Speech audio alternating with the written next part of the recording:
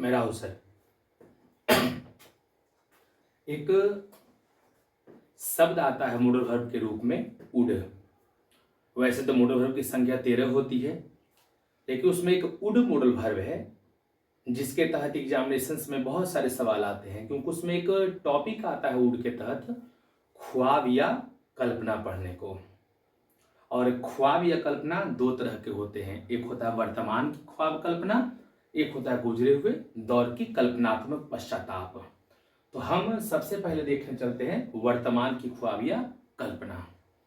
तो वर्तमान की ख्वाब या कल्पना दर्शाने के लिए कुछ वर्ड्स आते हैं, उनमें से किसी एक का प्रयोग कर सकते हैं, जैसे if, I wish, it is high time, even if, as if मानो जैसा कि, और एज दो।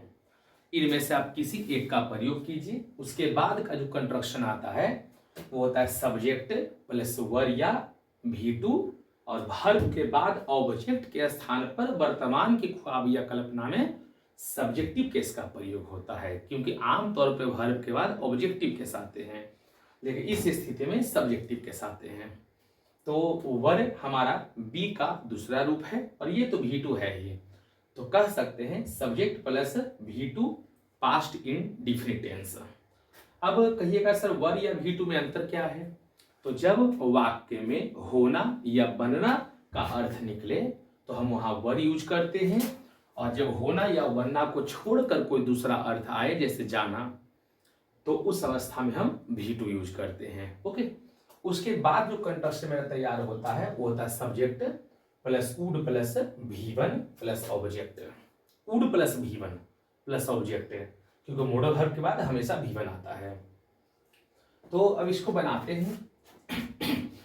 तो इसमें दो तीन चीज, सबसे पहले एक चीज देख लीजिएगा, सेंटेंस पे तो दो हिस्से हो गए, एक हिस्सा ये हो गया, एक हिस्सा ये हो गया। इनमें वुड का दोहरीकरण नहीं होना चाहिए, क्योंकि एक भाग में वुड रहेगा और एक भाग में पास्ट इंडिफिनिट का स्वरूप आपको मिलना चाहिए जो वर्ब के बाद सब्जेक्टिव केस लेता है। तो इसमें तो वुड है नहीं, एक भाग में हमको वुड चाहिए, इसीलिए एग्जामिनेशन में कभी वुड का दोनों भाग में जिक्र करें तो वो गलत माना जाएगा। तो यहाँ पे लिखा हुआ है इफ, तो यहाँ से इफ आ गया। If I would go to Delhi I would buy a new car. Would और वुड का यहाँ दोहरीकरण किया गया जो गलत है। तो एक भाग में जब मेरा वुड प्लस V1 है तो एक भाग में हमको वर या V2 चाहिए। तो यदि मैं दिल्ली जाता, होना या बनना तो नहीं है, जाना है, तो यदि मैं दिल्ली जाता तो यहाँ पे वुड गो को यहाँ से काट देंगे और यहाँ ये हो जाएगा कहाँ, तो वेंट में। तो हो गया if I went to Delhi I would buy a new car. Okay, अब इसी में बढ़ते हैं आगे। तो यहाँ कह रहा है I wish I were a word, काश में पंछी होता, I would fly in the sky, तो मैं आकाश में उड़ता। अब ये कहता काश में पंछी होता, तो ये भी ख्वाब कल्पना है। तो आई वर, काश में पंछी होता, तो होना या बनना रहे तो वर। वर्ब के बाद बचपन से वो चीज हमने पढ़े हैं, अ वर्ड, जो पता नहीं चलता है कि सब्जेक्टिव केस है कि ऑब्जेक्टिव केस है। लेकिन ध्यान दें, ख्वाब या कल्पना जब दर्शाने चलिएगा तो ये पंछी जो यहाँ पे है वो आपका सब्जेक्टिव केस में है, और अगला आपका हो जाता है वुड प्लस V1। एक और सेंटेंस देखिए, इट इज हाई टाइम, काश आई वर हैव मनी, काश मेरे पास पैसे होते, I would have, sorry would buy a laptop.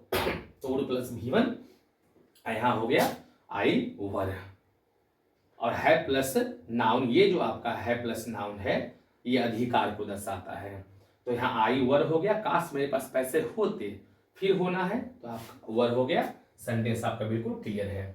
अब कहता है यहाँ पर कि इफ आई वर हिम, यदि मैं उसके जगह पे होता, आई वुड हेल्प यू, तो मैं तेरी मदद करता। यदि मैं उसके जगह पे होता, ये कल्पना की गई है। तो आई वर यहाँ ऑब्जेक्टिव केस नहीं चाहिए, वर्तमान की ख्वाब कल्पना में सब्जेक्टिव केस चाहिए हमें। तो यहाँ पर से हिम यहाँ से कट जाएगा और यहाँ पे हो जाएगा आपका ही।